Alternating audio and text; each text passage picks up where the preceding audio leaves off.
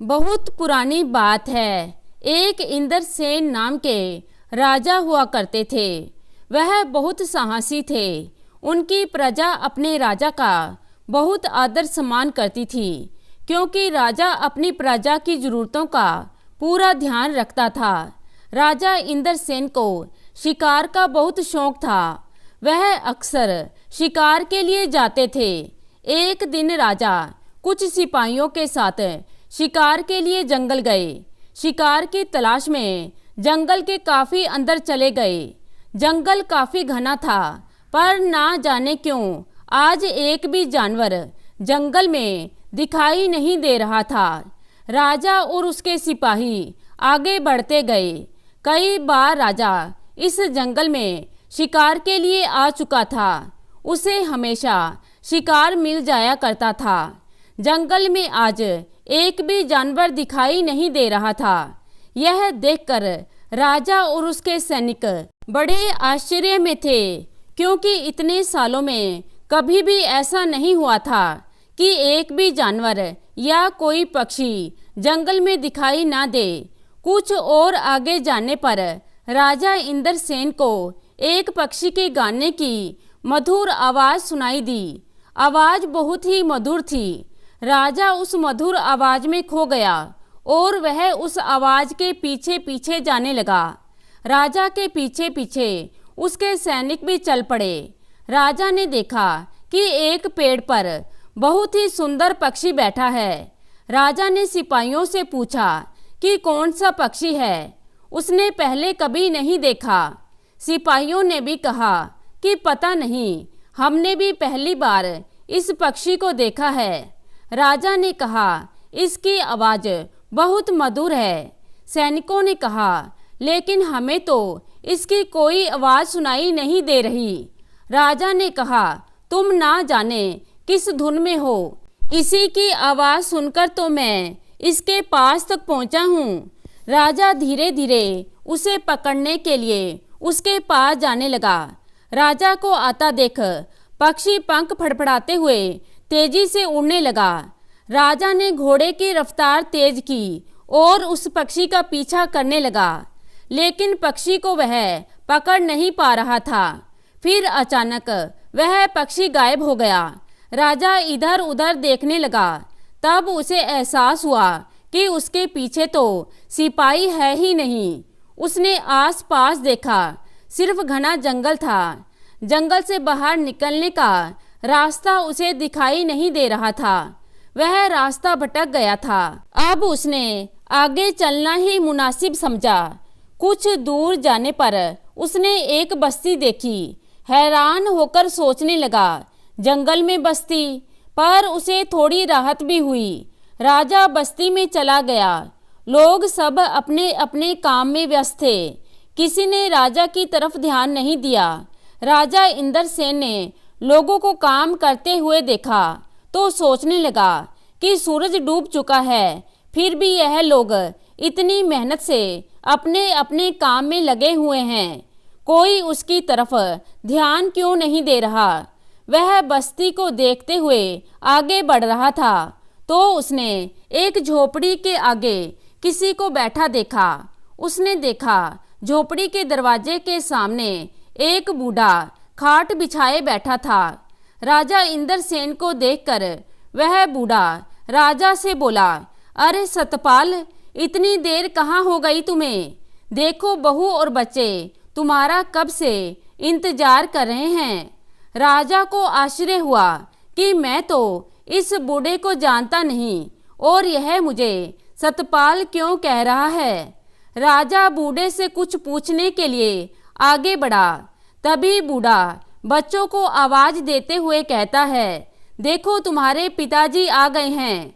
बच्चे दादा की आवाज सुनकर बाहर निकलते हैं। बच्चे इंद्रसेन को देखकर पिताजी आ गए, पिताजी आ गए कहते हुए उससे लिपट जाते हैं। बच्चों को हटाते हुए, लेकिन उनके सिर पर हाथ फेरते हुए कहता है, मैं तुम्हारा कोई पिता नहीं हूँ, काहे इतना गुस्सा कर रहे हो। अंदर से एक बूढ़ी औरत बाहर आते हुए कहती है, क्या हो गया, जो सुबह गुस्से में पत्नी से लड़कर गया तो अभी तक गुस्से में ही है, अपने बच्चों को पहचानता नहीं, क्यों कह रहा है कि मैं तुम्हारा पिता नहीं। पति पत्नी में तो झगड़ा होता रहता है। बच्चे इंदर सेन का हाथ पकड़ते हुए कहते हैं, पिताजी अंदर चलो, कहते हुए खींचते हुए झोपड़ी के अंदर ले जाते हैं। राजा को कुछ भी समझ में नहीं आ रहा था, यह सब क्या हो रहा है। वह यह सोचकर आश्चर्यचकित है कि किस बस्ती में आ गया। यह बच्चे उसे अपना पिता क्यों कह रहे हैं और यह वृद्ध दंपत्ति भी उसे अपना बेटा क्यों बता रहा है। यह सतपाल कौन है, कहीं मेरा हमशक्ल तो नहीं। तभी एक सुंदर सी युवती उसके सामने आती है, उसे मद भरी नजरों से देखकर कहती है, क्या हुआ जी, आज बहुत देर हो गई आने में। देखो तो कब से बच्चे और हम सब तुम्हारा इंतजार कर रहे हैं। इंदर सेन कुछ जवाब नहीं दे पा रहा था, वह तो बस अपलक उसे निहारता रहा। अब जल्दी से खाने पर बैठ जाओ, किसी ने कुछ नहीं खाया है तुम्हारे बिना, सभी तुम्हारे आने का इंतजार कर रहे थे। वह युवती पानी का लोटा लेकर आती है और उसका हाथ धुलवाने लगती है। राजा का ध्यान युवती की ओर है। मन सोचता है, इतनी सुंदर युवती मेरी तरफ इस तरह क्यों देख रही है, मैं भी इसकी ओर आकर्षित क्यों होता जा रहा हूँ। हाथ धोने के बाद वह अपनी पोशाक की तरफ देखता है। उसका कीमती लिबास साधारण धोती कुर्ते में बदल गया है। यह कैसे हुआ, मेरी कीमती पोशाक साधारण सूती कपड़ों में कैसे बदल गई। मैं कौन से जंगल में आ गया हूँ, यह कौन सी जादू की बस्ती है। राजा को कुछ समझ में नहीं आ रहा था, लेकिन फिर भी वह उस परिवार के साथ खाना खाने बैठ जाता है। बूढ़ा अपनी बहू से कहता है, सतपाल बहुत थक गया होगा, जाकर बाहर आंगन में इसकी खाट लगा दे। अच्छा पिताजी कहकर वह उस राजा के लिए खाट पर बिस्तर लगाने लगती है। तभी बच्चे आकर कहते हैं, माँ खाट मत बिछाओ, देखो यहाँ पर हमने अभी सुबह तो आम का पौधा लगाया है, थोड़ा हटके लगाओ। ठीक है बेटा। वह उनके लगे आम के पौधे से थोड़ा हटके खाट बिछा देती है। बच्चे राजा को आवाज लगाते हैं, पिताजी आओ। माँ ने खाट बिछा दी। राजा सारा दिन का थका था, वह भी आकर खाट पर लेट जाता है। वह युवती राजा के पास आती है और पूछती है, काहे इतना उदास हो और मेरी तरफ देखते भी नहीं, बात भी नहीं करते। राजा कोई जवाब नहीं देता। क्या हुआ, मुझसे कोई गलती हो गई जो मुझसे बात भी नहीं कर रहे हो। राजा उस युवती से कहता है, मैं वो नहीं हूँ जो तुम समझ रही हो। वह सुंदर युवती उसे देखकर कहती है, यह कैसी बहकी बहकी बातें करने लगे हो, कोई भूत प्रेत तो नहीं चिपट गया है। लगता है सुबह की नाराजगी अभी खत्म नहीं हुई है, इसलिए इस तरह की बातें कर रहे हो। तभी बच्चे पिताजी पिताजी कहकर उसके पास लेट जाते हैं। राजा को भी बच्चों पर प्यार आता है, वह उनके सिर को सहलाने लगता है। बच्चे राजा से कहते हैं, पिताजी कहानी सुनाओ। राजा कहता है, मैं बहुत थक गया हूँ। बच्चे हाथ दबा देते हैं और वह अपने नन्हे नन्हे हाथों से उसके हाथ दबाने लगते हैं। धीरे धीरे राजा की आंख लग जाती है। सुबह जब उसकी नींद खुलती है तो वह अपने आप को एक टूटी झोपड़ी में पाता है। उसके बाजू में एक बड़ा आम का पेड़ है, वहाँ एक घोंसला है जिस पर वही सुंदर सा पक्षी 2 बच्चों के साथ है। टूटी खिड़की पर भी एक घोंसला बना हुआ है जिसमें 2 पक्षी बैठे हैं। जिस खाट पर वह लेटा था वह बिल्कुल जर्जर है, कभी भी टूट सकती है। यह सब देखते हुए फौरन चौंकते हुए उठता है, यह कहाँ आ गया। रात को तो यह सब ठीक ठाक था, बच्चे, वह सुंदर युवती, बूढ़े माँ बाप सब कहाँ गए? राजा सोच रहा था कि तभी घोड़ों के टापों की आवाज आती है। घोड़ों की आवाज सुनकर राजा झोपड़ी से बाहर आता है।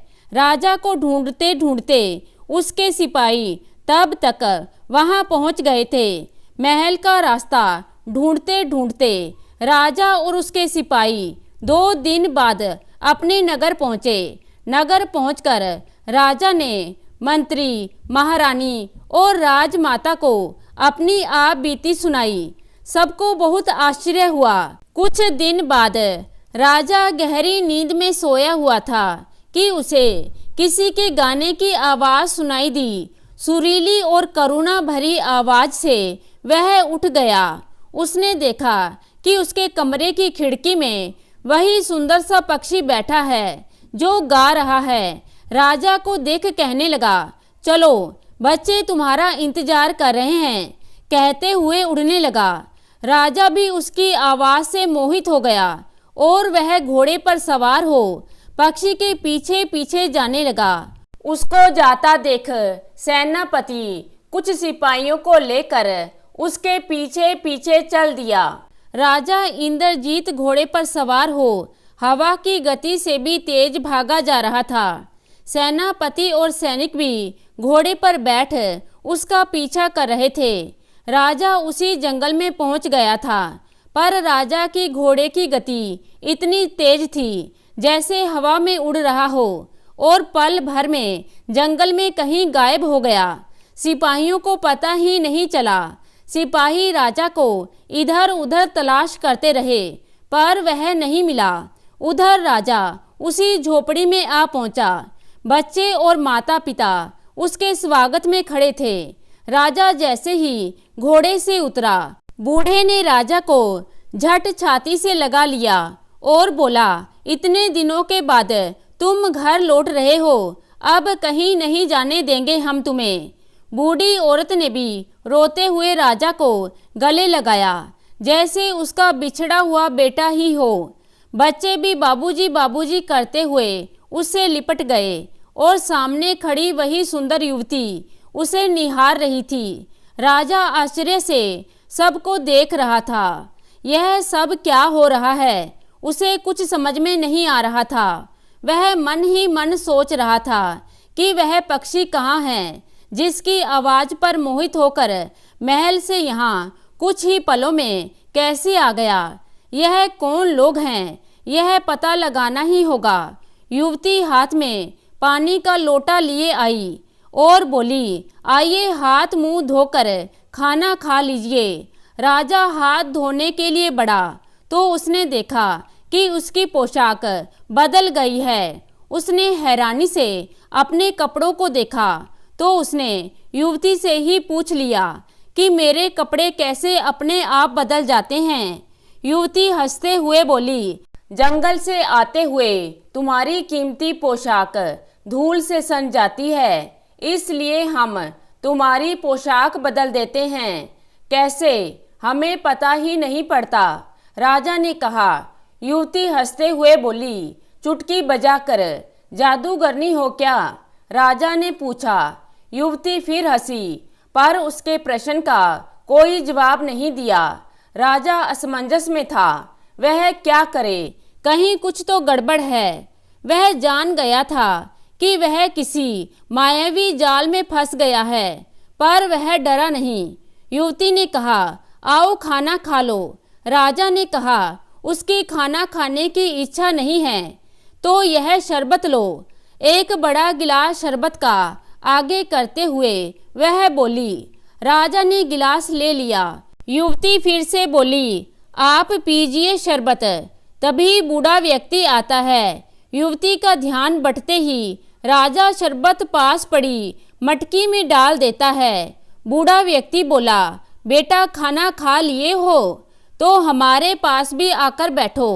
राजा ने कहा, बस हो गया। गिलास इस तरह नीचे रखा जैसे सारा शरबत पी लिया है। राजा खड़े होकर आगे को बढ़ता है, लेकिन ठोकर खाकर गिरने को होता है। बूढ़ा उसे संभालता है और बोलता है, शायद तुम्हें नींद आ रही है, चलो सो जाओ, फिर बात करते हैं।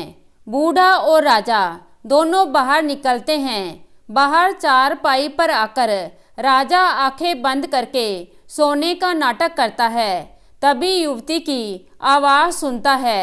वह किसी से बात करते हुए कह रही थी, शरबत का असर जल्दी हो गया।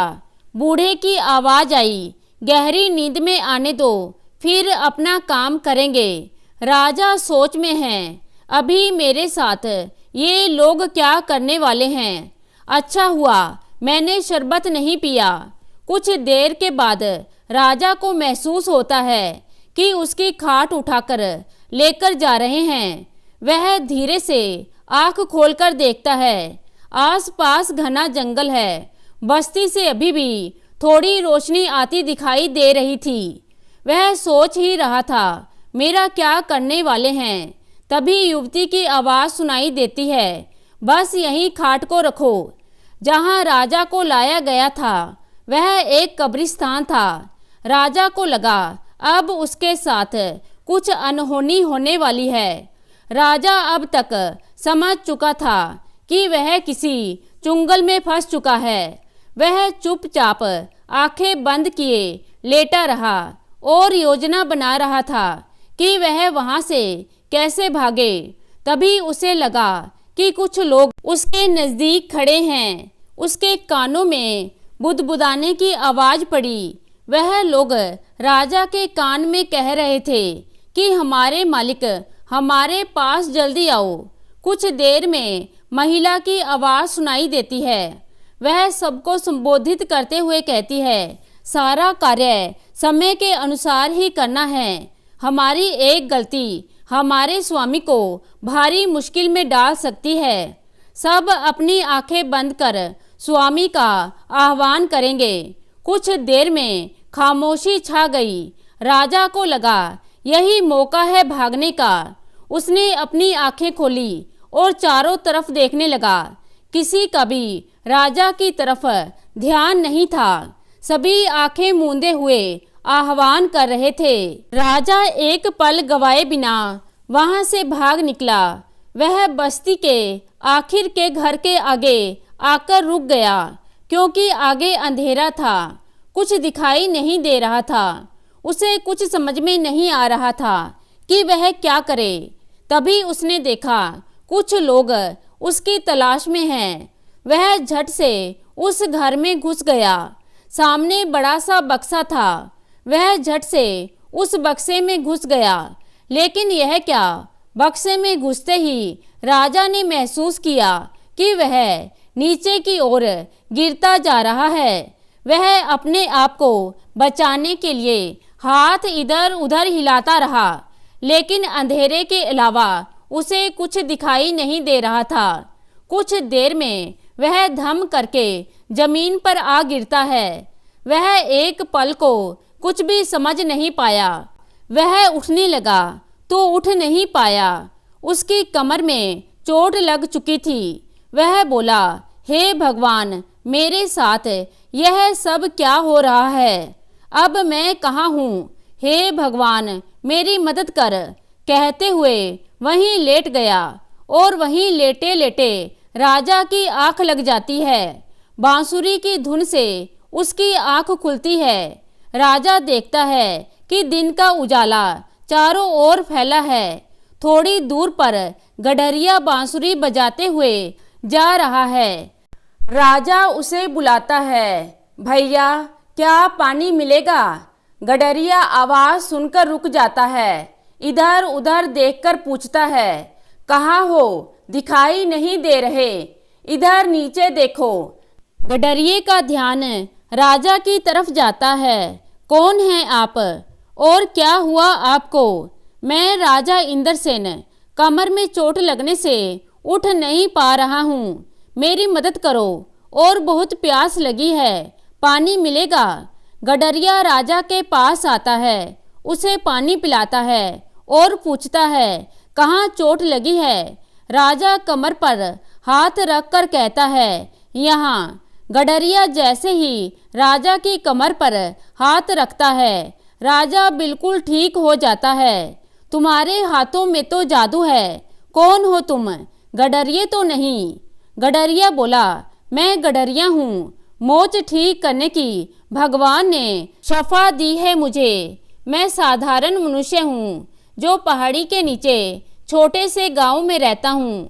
सुबह गांव की भेड़ बकरियां चराने इस पहाड़ी पर आ जाता हूँ और सूरज ढलने से पहले अपनी बस्ती पहुँच जाता हूँ। आप कौन हो? मैं राजा इंद्रसेन। मैं अपने राज्य दुर्गापुर का रास्ता भटक गया हूँ।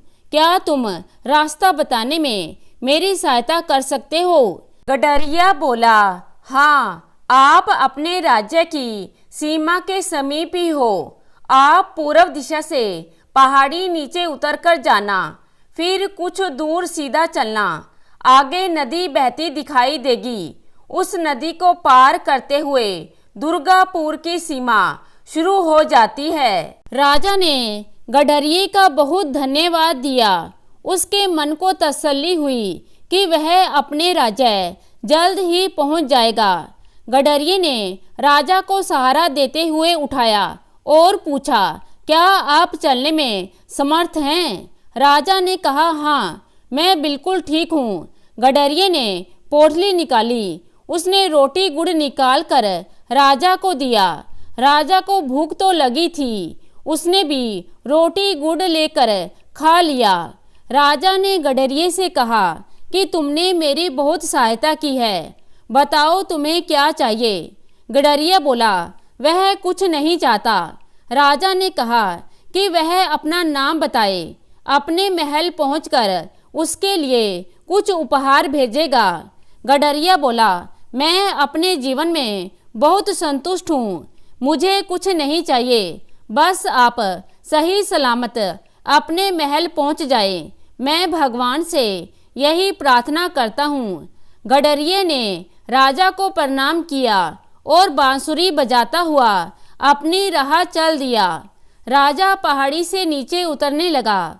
उतरते उतरते उसे शाम हो गई। कुछ दूर चलने पर उसे नदी दिखाई दी, पर नदी पार कैसे करे? उसे तो कोई नौका दिखाई नहीं दे रही थी। वह थोड़ा और आगे बढ़ा। किनारे पर एक नौका दिखाई दी। निकट जाकर वह बोला, माझी, ओ माझी, मुझे उस पार जाना है, जल्दी कर और मुझे उस पार पहुंचा दे। माझी बोला, हवा तेज है, जान जोखिम में है, नदी पार करना। राजा बोला, मैं दुर्गापुर का राजा इंद्रसेन हूँ, नाव खोल दे, मुंह मांगी मजदूरी दूंगा। माझी बोला, तब तो मैं नाव किसी तरह नहीं खोल सकता, राजा से मेरी नहीं जमती। राजा बोला, मैं तेरे पांव पकड़ता हूँ, शीघ्र नौका खोल दे, परिवार को मिलने के लिए मेरे प्राण निकले जाते हैं, मैं जल्दी दुर्गापुर पहुँचना चाहता हूँ। माझी बोला, क्या इनाम मिलेगा? जो तू मांगे। राजा ने कहा। माझी बोला, मैं तो गवार, मैं क्या जानूं, तू राजा, तू बता, तू क्या देगा?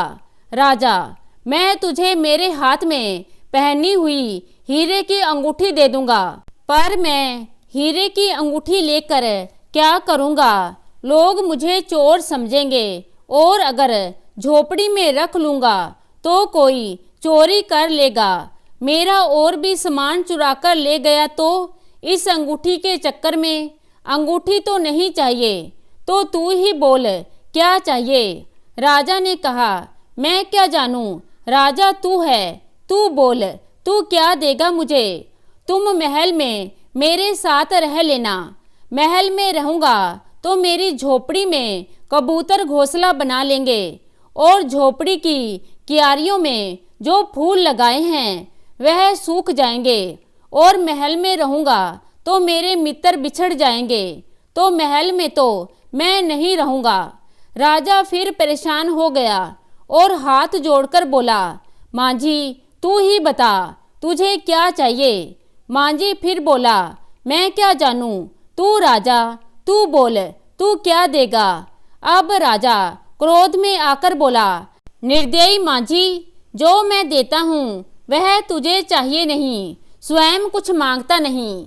माझी बोला, तो राजा सुन, जब तुझे नदी पार करा दूं तो कुछ दिन मेरे साथ झोपड़ी में बिताने का वादा दे दे, तो मैं तुझे उस पार ले जाऊं। राजा कुछ देर सोचकर बोला, कुछ दिन तो नहीं, हाँ एक दिन तेरे साथ बिताऊंगा, मंजूर? माझी कहता है, एक दिन से काम नहीं चलेगा, 2 दिन का वादा तो कर। राजा बोला, चल मंजूर, लेकिन 2 दिन से ज़्यादा नहीं। हाँ ठीक है, राजा मान गया। माझी नाव खोलते हुए बोला, देख तेरे हाँ कहने पर हवा भी धीरे धीरे बहने लगी, चल आजा सफ़र शुरू करें। पर सुन राजा, नाव में पैर रखने से पहले नदी को प्रणाम कर उसका जल आँखों पर लगा, फिर पैर धोकर नाव पर रखना। राजा ने ऐसा ही किया जैसा माझी ने करने को बोला और ईश्वर का नाम ले सफ़र शुरू किया। माझी गाना गाते हुए नाव आगे बढ़ाता है। राजा को उसका गाना बहुत भाता है और उससे कहता है, तुम बहुत मधुर गाते हो। माझी कुछ न बोला और गुनगुनाता रहा। आसमान बिल्कुल साफ था, आकाश में तारे चमक रहे थे, आकाश का सारा प्रतिबिंब नदी में दिखाई दे रहा था। धीरे धीरे ठंडी हवा बह रही थी। उस पर माझी का मीठा मधुर गीत सुनकर राजा की सारी थकावट दूर हो गई। उस वातावरण में अब राजा नींद के आगोश में चला गया। राजा को पता ही नहीं चला। माझी धीरे धीरे अपनी मंजिल पर पहुंच गया। उसने राजा को उठाया। उठिए राजा जी, हम अपनी मंजिल पर पहुंच गए। राजा सकपकाकर उठता है, नाव से उतरकर माझी के साथ चल पड़ता है। सामने एक झोपड़ी को देखकर राजा पूछता है, क्या ये तुम्हारी झोपड़ी है? माझी कहता है, ये झोपड़ी नहीं, मेरे पिताजी की कुटिया है। दोनों कुटिया के पास जाकर रुकते हैं। हिरन, खरगोश, गायें, बकरी और आसपास फूलों की क्यारियां थीं। चारों तरफ हल्की हल्की फूलों की खुशबू वातावरण को शुद्ध बना रही थी। कुटिया का दरवाजा बंद था। माझी आवाज़ देता है, पिताजी हम आ गए। अंदर से आवाज़ आती है, दरवाज़ा खुला है, अंदर आ जाओ। दोनों अंदर जाते हैं। राजा को एक अलौकिक एहसास होता है। सामने एक ऋषि बैठे हैं। उनके चेहरे पर एक अलग ही तेज दिखाई दे रहा है। राजा इंद्रसेन उनको प्रणाम करता है। एक तरफ बैठने के लिए आसन बिछे हुए हैं। वह ऋषि दोनों को वहां बैठने का इशारा करते हैं। दोनों प्रणाम करते हुए वहां बैठ जाते हैं। मैं ऋषि शांतनु। राजा कहता है, मैं दुर्गापुर का महाराजा इंद्रसेन हूँ। ऋषि ने कहा, हाँ मैं तुम्हारे बारे में जानता हूँ। राजा पूछता है, आप मुझे कैसे जानते हैं? ऋषि कहते हैं, मैं आपकी प्रजा हूँ। आप इस समय अपने ही राज्य में हैं। राजा के चेहरे पर खुशी आ जाती है, यह जानकर कि वह अपने राज्य पहुँच चुका है। ऋषि शांतनु इंद्रसेन से पूछते हैं, सफ़र कैसा रहा? मेरे पुत्र ने परेशान तो नहीं किया?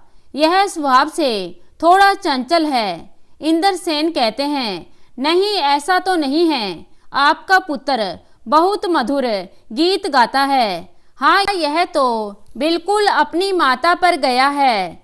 इसकी माता की मधुर आवाज़ भी सबको सम्मोहित कर देती है। राजा इंद्रसेन बोले, आपके पुत्र के गीत सुनते सुनते कब सफ़र कट गया पता ही नहीं चला। माझी मुस्कुराते हुए बोला, परंतु आप निंद्रा में चले गए थे। किसी की पायल की आवाज़ सुनकर राजा का ध्यान बंटता है तो देखता है सामने एक सुंदर सी युवती दोनों के लिए खाना लेकर आती है। राजा इंद्रसेन उसका चेहरा देखते ही हैरान हो जाते हैं। तो दोस्तों, कौन थी वो युवती और क्या था इसका रहस्य, इसको जानने के लिए कल का भाग देखना मत भूलिएगा। धन्यवाद।